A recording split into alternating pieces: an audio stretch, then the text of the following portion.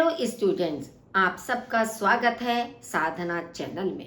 बच्चों, class 8th की क्षितिज पुस्तक की काव्य खंड से आपका कविता चल रही थी, यह दंतुरित मुस्कान और फसल। पिछली क्लास में हम इसका अर्थ आपको स्पष्ट कर चुके हैं और आज हम इसी कविता के बहुविकल्पी प्रश्न आपके सामने स्पष्ट कर रहे हैं। यदि कविता का अर्थ आपको अच्छी तरह से समझ में आ गया होगा तो आप इन प्रश्नों का उत्तर स्वयं भी निकाल सकते हैं, स्वयं इसका समाधान कर सकते हैं। कविता का अर्थ इसी दृष्टि से समझाया जाता है ताकि पूरी कविता आपको समझ में आए और जो भी प्रश्न आपसे परीक्षा में पूछा जाए आप उसका सरलता से उत्तर दे सकें। वरना परीक्षा में अर्थ लिखने के लिए तो आपका आता नहीं है, केवल अर्थ इसी दृष्टि से समझाया जाता है, क्योंकि या तो 2-2 नंबर के प्रश्न आपके आते हैं या 1-1 नंबर के आपके बहुविकल्पी प्रश्न आते हैं और 7 नंबर के बहुविकल्पी प्रश्न आपकी परीक्षा में आते हैं। चाहे तो एक पैराग्राफ दिया हुआ होता है, उसमें से 1-1 नंबर के 5 प्रश्न होते हैं और 1-1 नंबर के 2 प्रश्न आपके पाठ के आधार पर भी होते हैं। यहाँ हम पैराग्राफ को ना लिखकर एक जनरल आपको बताते हैं, क्योंकि पैराग्राफ सामने होगा उसमें भी आपके सारे प्रश्न यही होते हैं और अर्थ आपको मालूम है, तब भी आपको इन प्रश्नों को इसी रूप में समाधान करना है। तो आपको कवि के विषय में, उसकी भाषा शैली के विषय में और कविता के सार के विषय में अच्छी प्रकार से पूरी जानकारी होनी चाहिए। बच्चों, आप हर वीडियो को लाइक जरूर कीजिए, इससे हमारा एक उत्साहवर्धन होता है। हमारी इच्छा होती है कि और अच्छे से अच्छा कंटेंट हम आपके लिए तैयार कर सके। तो जब हम अपना कर्तव्य पूरी निष्ठा के साथ पूरा करते हैं तो आपसे भी अपेक्षा करते हैं कि आप भी अपना कर्तव्य पूरा करिए। तो इसलिए हर वीडियो को लाइक जरूर कीजिए, हो सके तो अपने साथियों के साथ इसे शेयर कीजिए और यदि अभी तक आपने मेरे चैनल को सब्सक्राइब नहीं किया है, पहली बार अब यदि आप इसे देख रहे हैं तो इसे प्लीज सब्सक्राइब भी कर दीजिए। तो चलिए शुरू करते हैं इस कविता के प्रश्नों को। फर्स्ट आपका है, कवि ने बच्चे की मुस्कान को दंतुरित कहा। क्यों कहा दंतुरित? उसका मुख छोटे छोटे सुंदर दांतों से सुशोभित है, उसके मुख में दांत ही नहीं है, वह मुस्कुराते हुए दांत छिपाता है, वह कवि के दांत देखकर मुस्कुराता है। अब दंतुरित मुस्कान जो कविता का नाम पड़ा है वो इसी रूप में पड़ा है कि जिस समय छोटे बच्चे के छोटे छोटे से नए दांत निकल रहे होते हैं और वह अपने उन नन्हे नन्हे दांतों के साथ जब मुस्कुराता है तब वह बहुत सुंदर लगता है। तो इसलिए आपका फर्स्ट विकल्प सही होगा, उसका मुख छोटे छोटे दांतों से सुशोभित है। बच्चे की मुस्कान हताश व्यक्ति के जीवन पर क्या प्रभाव डालती है? आशा एवं प्रसन्नता का संचार करती है, उसे उत्साहित करती है, उपरोक्त दोनों या गहरी हताशा से भर देती है। अब आप देखेंगे कि बच्चे की जो मुस्कान है, जो व्यक्ति हताश हो चुका होता है, अपने जीवन से निराश हो चुका होता है, उदासीन हो चुका होता है, ऐसा व्यक्ति यदि उस छोटे बच्चे की मुस्कान को देख लेता है तो उसके अंदर आशा और प्रसन्नता का संचार हो जाता है, उसे उत्साहित करती है और ऐसे व्यक्ति को वह उत्साहित भी करती है जीवन जीने के लिए, फिर से खुशहाल जीवन जीने के लिए। तो इसलिए हमारा विकल्प उपरोक्त दोनों ही सही होगा। बच्चे के धूल धूसरित अंग कैसे प्रतीत होते हैं? चांद के समान, रुई के समान, कमल के समान या पत्थर के समान? तो कविता में आपका आया था कि धूल से सने हुए अंग वाला बच्चा कमल के समान प्रतीत होता है। नेक्स्ट है, झोपड़ी में कमल खिलने का क्या तात्पर्य है? झोपड़ी का सुगंधित वातावरण, गरीबी में भी आनंद की अनुभूति, आर्थिक संपन्नता, झोपड़ी में कमल के फूलों की सजावट। तो आप देखिए, झोपड़ी का सुगंधित वातावरण, ये तो कहीं दूर दूर तक नहीं है कि कवि की जो झोपड़ी है वह सुगंधित हो गई है उस बच्चे से, कमल खिलने से। तो गरीबी में भी आनंद की अनुभूति। अब झोपड़ी शब्द दिया है तो झोपड़ी शब्द का मतलब ये है कि कवि की आर्थिक स्थिति अच्छी नहीं है, वह गरीब है, तो इसलिए गरीबी में भी आनंद की अनुभूति उसे हो रही है। जब उसके घर में छोटा बच्चा है, वह अपने छोटे नए दांतों के साथ मुस्कुराता है तो उसको गरीबी में भी एक आनंद की अनुभूति होती है। धूल धूसर तुम्हारे ये गात, पंक्ति में गात से क्या अभिप्राय है? काया, शरीर, बदन या उपरोक्त सभी? ये देखिए सब गात शब्द के पर्यायवाची शब्द हैं। गात को काया भी कहते हैं, शरीर भी कहते हैं और बदन भी कहते हैं। तो इसीलिए हमारा सही उत्तर होगा उपरोक्त सभी। तो हमें ये पर्यायवाची शब्दों को भी ध्यान में रखना है कि कभी कभी इस रूप में पर्यायवाची शब्द भी पूछा जा सकता है। जैसे मान लीजिए ऊपर सपोज कमल शब्द था, कमल का ही किसी प्रश्न में कोई पर्यायवाची शब्द पूछ लिए जाए तो आपको उसकी जानकारी होनी चाहिए।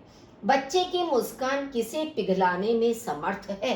कठोर पत्थर को, पहाड़ को, कठोर व्यक्ति के मन को, संपूर्ण वातावरण को? अब क्या बच्चे की मुस्कान कठोर पत्थर को पिघला सकती है? मुस्कान से पिघल सकता है? नहीं, असंभव है। केवल मात्र कविता में पंक्ति जरूर दी है कठोर पाषाण, लेकिन उसका जो सांकेतिक अर्थ है, जो उसका लाक्षणिक अर्थ है, वो है कठोर व्यक्ति के मन को, कि पत्थर के समान कठोर हृदय वाला जो व्यक्ति होता है वह भी जब बच्चे की मुस्कान को देखता है तो उसका हृदय भी पिघल जाता है या वह भी द्रवीभूत हो जाता है। तो सही उत्तर होगा कठोर व्यक्ति के मन को।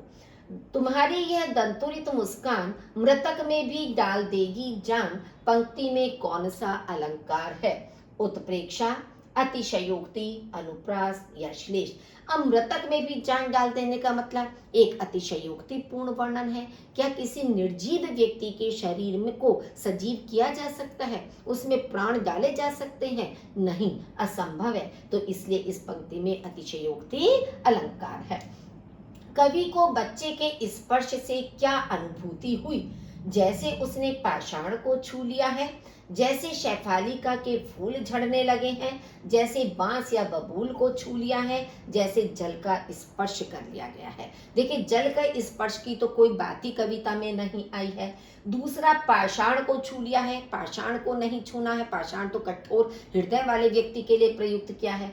तो बच्चे के स्पर्श से उसको ऐसा लगा कि जैसे शैफालिका के फूल झड़ने लगे हैं, क्योंकि आपकी कविता में दिया था कि बांस या बबूल का पेड़ यदि बच्चे का स्पर्श कर ले तो उससे भी शैफालिका के फूल झड़ने लगते हैं। कविता में किस भाव की अभिव्यक्ति हुई है?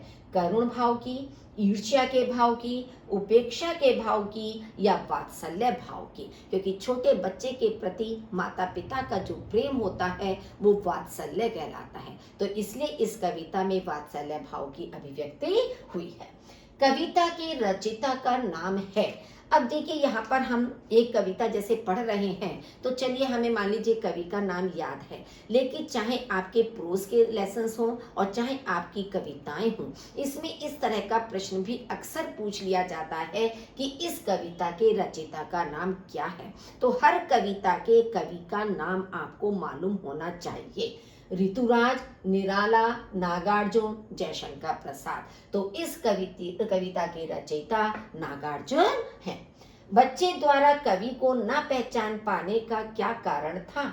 बच्चा कवि को पहली बार देख रहा था, बच्चा कवि से पूर्णतः अपरिचित था, कवि प्रथम बार बच्चे से भेंट कर रहा था। सभी कथन सत्य हैं, तीनों कथन सत्य हैं, क्योंकि बच्चा कवि को पहली बार देख रहा था, कवि अधिकांश घर के बाहर रहते थे, इसलिए वह कवि से पूर्णतः अपरिचित था, क्योंकि उसने कवि को कभी घर में देखा ही नहीं था।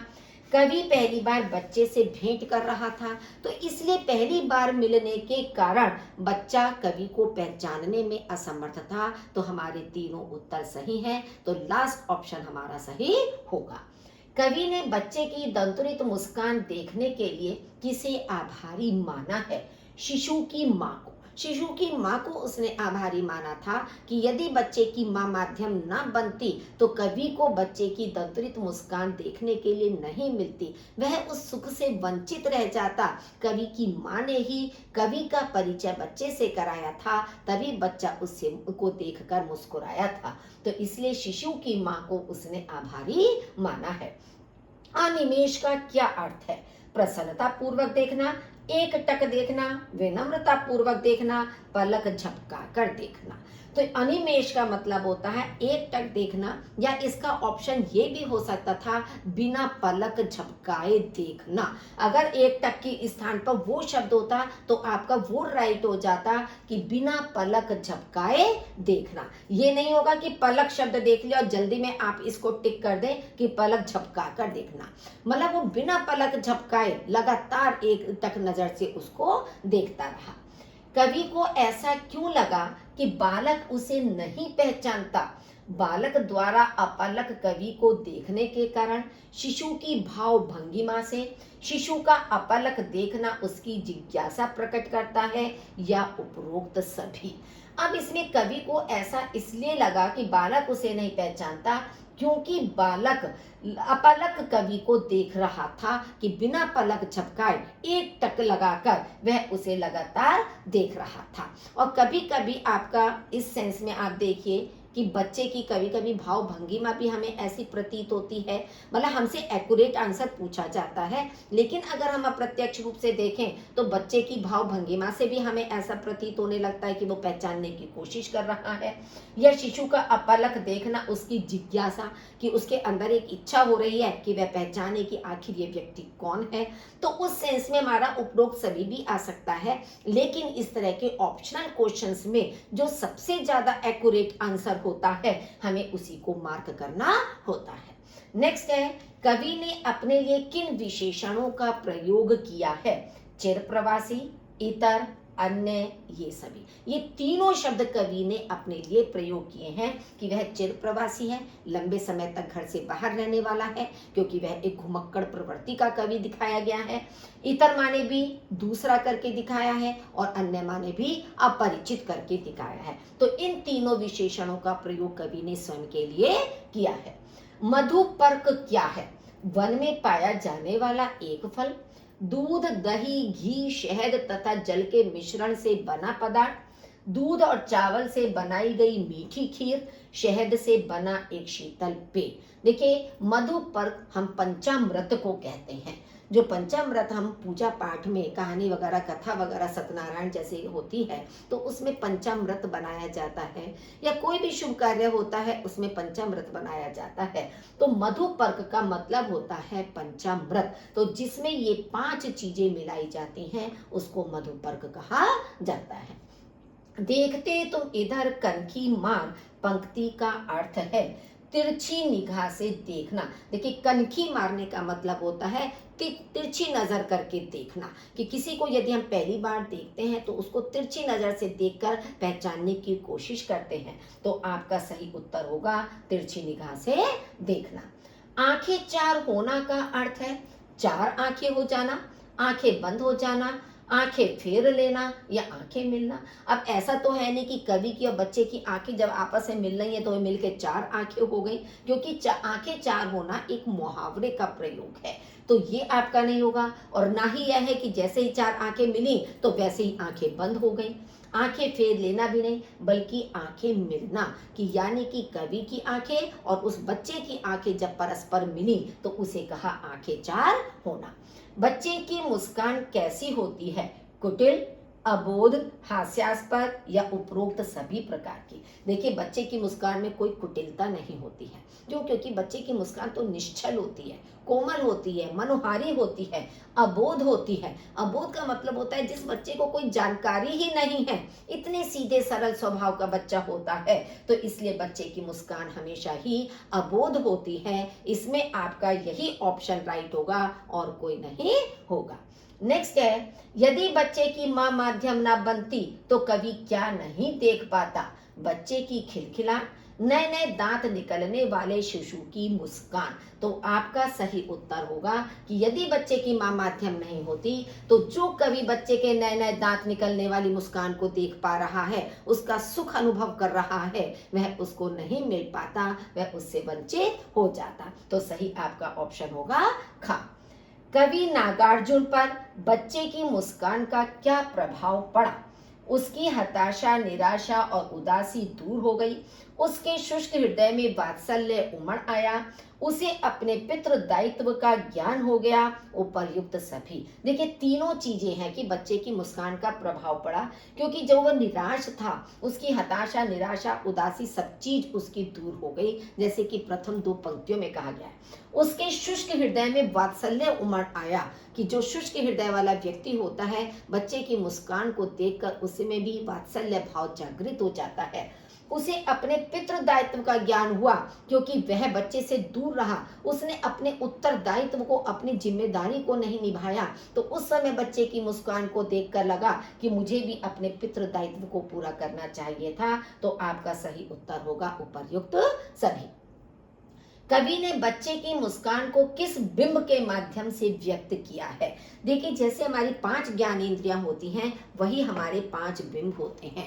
जैसे दृश्य बिंब हो गया, श्रव्य बिंब हो गया, घ्राण बिंब हो गया आपका, या आपका जिह्वा से आपका हो गया है बोलने से, या स्पर्श करने से हो गया। तो जो हमारी ज्ञानेंद्रियां होती हैं उसी के अनुसार हमारे बिंब होते हैं। अब इसमें क्या है? दृश्य बिंब, क्योंकि बच्चा सामने है कवि के, बच्चे को देखकर ही कवि को आनंद की अनुभूति हो रही है, तो इसलिए इसमें दृश्य बिंब के माध्यम से कवि ने बच्चे की मुस्कान को व्यक्त किया है। मानस बिंब, नाद बिंब या श्रव्य बिंब ये इसके अंदर नहीं आएंगे। फसल वस्तुतः किसके सहयोग का परिणाम है? प्रकृति और नदी, प्रकृति और मनुष्य के, नदी और सूरज के, मनुष्य और मिट्टी के। देखिए, वस्तुतः इसमें वर्णन तो सबका किया गया है कविता में, नदी का भी है, सूरज का भी है, मिट्टी का भी है, मनुष्य का भी है। लेकिन मेन चीज क्या है कि नदी, सूरज, मिट्टी ये सब प्रकृति के अंदर आ जाती हैं, और उसके साथ साथ मनुष्य। तो यानी कि प्रकृति और मनुष्य के सहयोग से ही फसल का निर्माण होता है।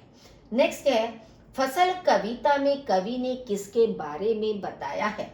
लोगों के परिश्रम के, मिट्टी की विभिन्नता के, फसल के पैदा होने के, या उपर्युक्त सभी। अब आप देखिए, लोगों के परिश्रम के विषय में भी बताया गया है कविता में, मिट्टी की विभिन्नता के भी, मिट्टी अलग अलग होती है, कहीं काली मिट्टी, कहीं भूरी मिट्टी, कहीं संदली मिट्टी होती है, इसके बारे में बताया। लेकिन मेन जो उद्देश्य है कवि का इस फसल को लिखने का, वो है फसल के पैदा होने के, कि फसल के पैदा होने में, फसल के निर्माण में किन किन का योगदान होता है। तो मेन चीज वह यही बताना चाह रहा था कि फसल कैसे निर्मित होती है, कैसे निर्माण होता है। तो सबसे ज्यादा उपयुक्त उत्तर हमारा होगा फसल के पैदा होने के। ये नहीं कि जल्दीबाजी में आप ये सोचो कि उपर्युक्त सभी लगा दो, क्योंकि ये सब चीजों का वर्णन इसमें किया हुआ है। हमें जितने भी बहुविकल्पी प्रश्न होते हैं, इसमें बहुत सोच समझकर उत्तर को मार्क करना होता है कि सबसे ज्यादा उपयुक्त उत्तर हमारा किस वाले विकल्प में आ रहा है। मिट्टी का गुणधर्म से क्या अभिप्राय है? मिट्टी की उर्वरा शक्ति, मिट्टी की सृजनात्मकता, क और ख दोनों, मिट्टी किस स्थान की है। अब मिट्टी किस स्थान की है इससे कोई मतलब नहीं है। मेन चीज है आपकी मिट्टी का गुणधर्म, मिट्टी की उर्वरा शक्ति, जो उसमें उपजाऊ शक्ति होती है, जो पोषक तत्व, खनिज पदार्थ उसमें होते हैं, और मिट्टी में फसल को या बीज को सृजन करने की क्षमता होती है। तो इसलिए हमारा सही उत्तर होगा क और ख दोनों। बच्चों, एक आपका प्रश्न बीच में रह गया है, नदियों के पानी का जादू से कवि का क्या तात्पर्य है? पानी में मिले जीवनदायी अमृत तत्व, पानी की तरलता, पानी का सतत आगे बढ़ने का गुण, या उपरोक्त सभी। अब आप देखिए, पानी की तरलता या पानी का निरंतर आगे बढ़ने के गुण का फसल से कोई लेना देना नहीं है, बल्कि पानी में जो जीवनदायी अमृत तत्व होता है, जो कि बीज को अंकुरित होने में, पौधे के विकास में सहायक होता है, तो वही पानी का जादू जो है वो फसल में हमें दिखाई देता है। तो इसलिए फर्स्ट ऑप्शन हमारा इसमें सही होगा। नेक्स्ट है आपका ये, एक के नहीं, दो के नहीं, पंक्ति की आवृत्ति क्यों की गई है? गणना करने के लिए, अलंकारिकता के लिए, आवृत्ति भाव उत्पन्न करने के लिए या सामूहिकता के भाव को प्रकट करने के लिए। देखिए फसल कविता में बार बार एक के नहीं दो के नहीं शब्द आया है, चाहे तो नदियों का वर्णन है वहां पर, चाहे श्रमिकों का वर्णन है, चाहे मिट्टी का वर्णन है, तो बार बार कवि ने इन दोनों शब्दों की आवृत्ति की है, उसको दोहराया है। तो उसके पीछे आवृत्ति करने के पीछे उद्देश्य कवि का है सामूहिकता के भाव को, कि एक नदी के जल से, एक मिट्टी से, एक व्यक्ति के श्रम से फसल कभी भी निर्मित नहीं हो सकती जब तक कि उसमें सामूहिक गुण नहीं होगा। तो मेन आपका लास्ट ऑप्शन राइट होगा, सामूहिकता के भाव को प्रकट करना। कवि फसल के विषय में क्या मानता है? फसल का अपना कोई अस्तित्व नहीं है, प्रकृति का सहयोग पाकर फसल स्वयं निर्मित होती है, केवल मानव श्रम द्वारा ही फसल उत्पादन संभव है, मिट्टी के गुणधर्म का फसल पर कोई प्रभाव नहीं पड़ता। तो कवि फसल के विषय में मानता है कि फसल का अपना कोई अस्तित्व नहीं है। उसका अस्तित्व फसल का कब होता है? जब नदियों के जल से उसको सिंचित किया जाता है, किसान उसमें मेहनत करता है, उपजाऊ मिट्टी में बीज को बोया जाता है, तभी फसल का अस्तित्व होता है। ये नहीं कि प्रकृति का सहयोग पाकर बिना परिश्रम किसान के किए फसल अपने आप खड़ी हो जाए, ऐसा नहीं हो सकता। केवल मानव श्रम हो जाए उससे फसल उत्पन्न हो जाए कि ना उसको पानी की आवश्यकता पड़े, ना उपजाऊ मिट्टी की आवश्यकता पड़े, तब भी फसल नहीं हो सकती है। और मिट्टी के गुणधर्म का फसल पर कोई प्रभाव नहीं पड़ता जब तक कि किसान उसको जोतेगा नहीं, उसमें पानी नहीं देगा। तो इसलिए आपका फर्स्ट ऑप्शन सही होगा। नेक्स्ट है, फसल के लिए आवश्यक नहीं है किसान का परिश्रम, पानी और मिट्टी का गुणधर्म, सूरज की किरणें और हवा। आप देखेंगे इन सब की आवश्यकता होती है, केवल आवश्यक क्या नहीं है? बादल की छाया। बादल की छाया का फसल के लिए कोई भी आवश्यकता नहीं होती है। कवि ने फसल को किसके स्पर्श की महिमा बताया है? पानी की, सूरज के, हाथ या मिट्टी? तो आपने देखा था वहां पर कि हाथ की महिमा का, कि जो किसान है उसके हाथों के स्पर्श की महिमा ही फसल में हमें दिखाई देती है। तो हाथ शब्द आपका स्पष्ट आएगा कि कविता में जो पंक्ति में शब्द दिए गए हैं हमें उसी को मार्क करना है, अपने मन से कोई अलग से शब्द मार्क नहीं करना है। फसल सिमटा हुआ संकोच है, हवा की थिरकन का, पानी की लहरों का, सूरज की किरणों का या मिट्टी के गुणधर्म का? तो इसमें आपका सही उत्तर होगा हवा की थिरकन का। कहते हैं सिमटा हुआ संकोच है हवा की थिरकन का, तो सिमटा हुआ संकोच हवा की थिरकन का है, तो फर्स्ट ऑप्शन हमारा सही होगा। फसल कविता हमें प्रेरणा देती है उपभोक्ता संस्कृति को अपनाने की, कृषि संस्कृति को अपनाने की, अधिक से अधिक फसल उगाने की या फसल को सुरक्षित रखने की। देखिए जो फसल कविता है वह हमें यह प्रेरणा देती है कि हमें कृषि संस्कृति को अपनाना चाहिए। उपभोक्ता संस्कृति तो आपकी वही हो गई है कि मतलब एक निर्माण कर रहा है, दूसरा उसको खरीद रहा है, यानी क्रय विक्रय इस तरह से लेन देन जो चलता है वो उपभोक्ता संस्कृति में आ जाता है, जिसका हम उपभोग करते हैं, प्रयोग करते हैं। तो मेन जो कविता है वो हमें इस संस्कृति को अपनाने की प्रेरणा देती है। संदली मिट्टी से कवि का क्या आशय है? चंदन वर्णी मिट्टी, चूल्हा लीपने के काम आने वाली मिट्टी, नदियों द्वारा लाई गई मिट्टी, पहाड़ों से कटकर आने वाली मिट्टी। अब जो इसमें मिट्टी का वर्णन किया गया है तो चूल्हा लीपने से उस मिट्टी का कोई मतलब नहीं है कि चूल्हा लीपने के काम आने वाली मिट्टी। वैसे होता है ना कि जो पीली मिट्टी होती है उसी से चूल्हे की लिपाई की जाती है, तो यहाँ पर उससे तात्पर्य नहीं है। हालांकि जो संदली मिट्टी होती है, चंदन वर्णी शब्द क्यों कहा गया है कि चंदन के रंग जैसी वाली मिट्टी, उसी से चूल्हा लीपने का काम किया जाता है, लेकिन फसल कविता में इससे हमारा कोई तात्पर्य नहीं है। तो नदियों द्वारा लाई गई मिट्टी या पहाड़ों से कटकर आने वाली मिट्टी, तो जरूरी नहीं है कि वो चंदन के रंग वाली मिट्टी ही हो। तो मेन संदली का जो पर्यायवाची शब्द होता है वो चंदन होता है। तो ये ध्यान में रखिए, संदली का पर्यायवाची जब चंदन है तो चंदन वर्णी मिट्टी ही कहलाएगी। लाख लाख कोटि कोटि में अलंकार है, अनियोक्ति, अतिशयोक्ति, पुनरुक्ति या यमक। अब अनियोक्ति तो वहाँ ये होता है कि जहाँ पंक्ति में शब्द कुछ और है और उसका अर्थ कुछ दूसरा और निकल रहा हो, अन्य अर्थ निकलता है, तो ये नहीं है। ना ही कोई अतिशयोक्तिपूर्ण वर्णन हो रहा है। अब कंफ्यूजन आप लोगों को सबसे ज्यादा कहाँ होता है, क्योंकि यमक अलंकार में भी हम आपको बताते हैं कि किसी एक शब्द का प्रयोग दो या दो से अधिक बार होता है, लेकिन वहां उस शब्द का अर्थ अलग अलग होता है दोनों का, तब यमक अलंकार होता है। अब यहाँ पर तो लाख लाख या कोटि कोटि, तो लाख का मतलब 1 लाख ही रहेगा ना, चाहे वो 2 बार लगे चाहे 3 बार लगे। ऐसी कोटि का मतलब करोड़, एक ही जैसा अर्थ है। तो इसको हम कहते हैं पुनरुक्ति प्रकाश अलंकार, यानी फिर से कहा गया शब्द। तो पुनरुक्ति प्रकाश अलंकार में इस तरह के शब्दों का प्रयोग होता है। दंतुरित मुस्कान कविता की भाषा शैली कैसी है? मैथिली, संस्कृत निष्ठ खड़ी बोली, ब्रज भाषा या अवधी भाषा। देखिए, ब्रज भाषा तो सूरदास ने अधिकांश प्रयोग की है, या रसखान की भी है आपकी। अवधी भाषा तुलसीदास की है। संस्कृत निष्ठ खड़ी बोली और मैथिली दोनों भाषाओं में नागार्जुन ने कविताएं लिखी हैं, लेकिन यहाँ पर हमने पूछा है दंतुरित मुस्कान कविता की भाषा, तो वो संस्कृत निष्ठ खड़ी बोली है। हालांकि नागार्जुन ने मैथिली भाषा में भी अपनी कुछ रचनाएं की हैं, तो इसलिए आपको ध्यान में रखना है कि इस कविता की भाषा संस्कृत निष्ठ खड़ी बोली है। इस कविता में कौन सी शब्द शक्ति का प्रयोग है? व्यंजना, लक्षणा, अभिधा या इनमें से कोई भी नहीं।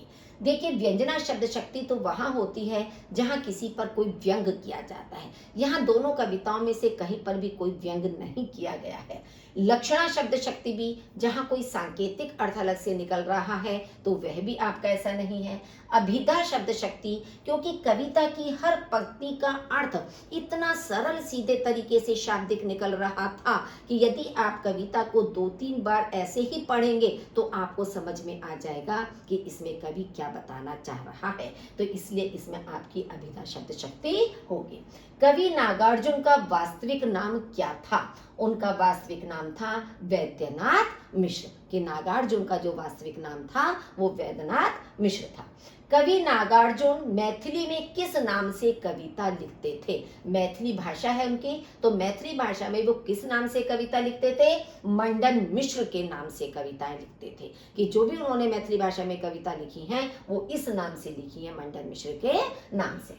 फसल को थिरकना कौन सिखाता है? हवा। हवा जो से लास्ट पंक्ति आपको बताई थी, थिरकन है ये संकुचित उसका, तो फसल को थिरकना हवा सिखाती है, यानी कि जब तेज हवा चलती है, फसल उसमें लहराती है, तो ऐसा लगता है जैसे हवा उस फसल को थिरकना सिखा रही है।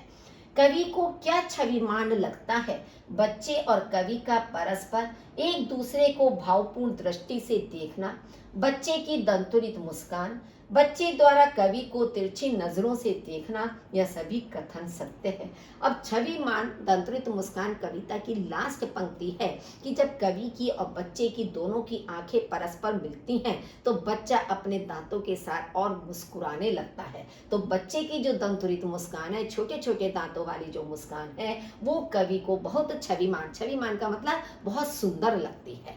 तो इस तरह से स्टूडेंट्स आपने देखा कि ये 40 प्रश्न हमने जो आपके सामने प्रस्तुत किए हैं, ये बहुत अधिक इम्पॉर्टेंट आपके प्रश्न हैं कि कविता की हर पंक्ति से आपका प्रश्न इसमें स्पष्ट हो रहा है, जो कि आपकी परीक्षा में बहुत अधिक आपके लिए सहायक होंगे, बोर्ड परीक्षाओं के लिए भी आपके। तो यदि आप इससे तैयारी कर रहे हैं तो आपके 100% अंक आएंगे, यह बात मैं आपको विश्वास के साथ कह सकती हूँ। तो बच्चों, आप इसको लाइक करना कभी भी ना भूलें। सुनने के लिए आपका बहुत बहुत धन्यवाद।